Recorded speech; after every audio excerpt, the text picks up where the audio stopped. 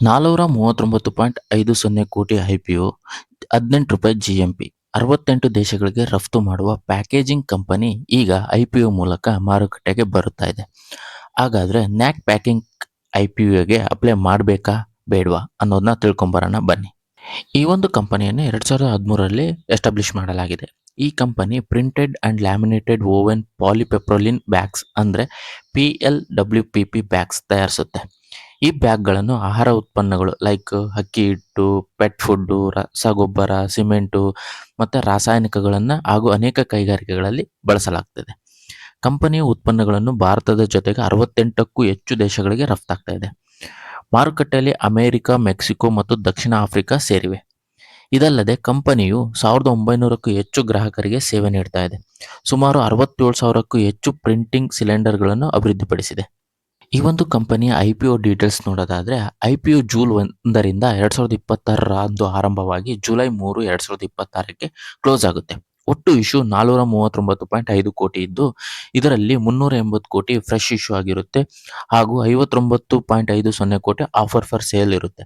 Offer for sale ಅಂದರೆ existing share holder ತಮ್ಮ ಶೇರ್ಸ್ನ ಮಾರಾಟ ಮಾಡ್ತಾರೆ.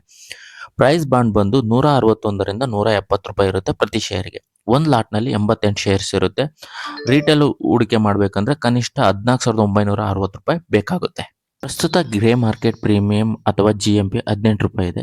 ಇದರ ಆಧಾರದ ಮೇಲೆ ಅಂದಾಜು ಲಿಸ್ಟಿಂಗ್ ಪ್ರೈಸ್ ಸುಮಾರು 188ಕ್ಕೆ ಆಗಿರಬಹುದು. ಆದರೆ ಗಮನಿಸಿ, ಜಿಎಂಪಿ ಪ್ರತಿದಿನ ಬದಲಾಗುತ್ತಾ ಇರುತ್ತೆ ಮತ್ತು ಇದು ಲಿಸ್ಟಿಂಗ್ ಲಾಭಕ್ಕೆ ಯಾವುದೇ ಗ್ಯಾರಂಟಿ ಅಲ್ಲ.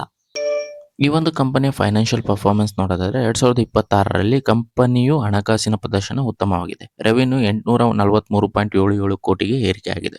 ಇದು ಲಾಸ್ಟ್ ವರ್ಷಕ್ಕೆ ಕಂಪೇರ್ ಮಾಡ್ಕೊಂಡ್ರೆ 13% ಜಾಸ್ತಿ ಆಗಿದೆ. ಪ್ರಾಫಿಟ್ ಆಫ್ಟರ್ ದ ಟ್ಯಾಕ್ಸ್ 92.72 ಕೋಟಿ ಅಂದರೆ ಸುಮಾರು 26% ರೈಸ್ ಆಗಿದೆ ಲಾಸ್ಟ್ ವರ್ಷಕ್ಕೆ ಕಂಪೇರ್ ಮಾಡಿಕೊಂಡ್ರೆ. ಮತ್ತು ಕಂಪನಿಯ PE ರೇಷಿಯೋ ಕೂಡ 18.33 ಪಟ್ಟು ಇದೆ. ಓವರಾಲ್ ಆಗಿ ನೋಡಿದರೆ ನ್ಯಾಕ್ ಪ್ಯಾಕೇಜಿಂಗ್ ಐಪಿಒ ಉತ್ತಮ ಫೈನಾನ್ಷಿಯಲ್ ಗ್ರೋತ್ ಬಲವಾಗಿದ್ದು, ಎಕ್ಸ್ಪೋರ್ಟ್ ಬಿಸ್ನೆಸ್ ಹಾಗೂ ಎಕ್ಸ್ಪ್ಯಾನ್ಷನ್ ಪ್ಲಾನ್ ಹೊಂದಿರುವ ಕಂಪನಿ ಐಪಿಒ ಆಗಿದೆ. ಆದರೆ ಐಪಿಒಗೆ ಅಪ್ಲೈ ಮಾಡುವ ಮೊದಲು RHP ಓದಿ, ನಿಮ್ಮದೇ ರಿಸರ್ಚ್ ಮಾಡಿ ಮತ್ತು ನಿಮ್ಮ ರಿಸ್ಕ್ ಪ್ರೊಫೈಲ್ಗೆ ಅನುಗುಣವಾಗಿ ಡಿಸಿಷನ್ನ ತಗೊಳ್ಳಿ. ಇಂತಹ ಐಪಿಒ ಅಪ್ಡೇಟ್ಗಾಗಿ ನಮ್ಮ ಪೇಜ್ನ ಫಾಲೋ ಮಾಡಿ ಮತ್ತು ಶೇರ್ ಮಾಡಿ. ಈ ಒಂದು video only for educational purpose ಆಗಿರುತ್ತೆ. ನೀವೇನಾದರೂ ಐಪಿಒಗೆ ಅಪ್ಲೈ ಮಾಡೋಕ್ಕಿಂತ ಮುಂಚೆ ನಿಮ್ಮ ಫೈನಾನ್ಷಿಯಲ್ ಅಡ್ವೈಸರ್ ಹತ್ರ ಡಿಸ್ಕಸ್ ಮಾಡಿ ಅಪ್ಲೈ ಮಾಡ್ಬೋದು. Thank you.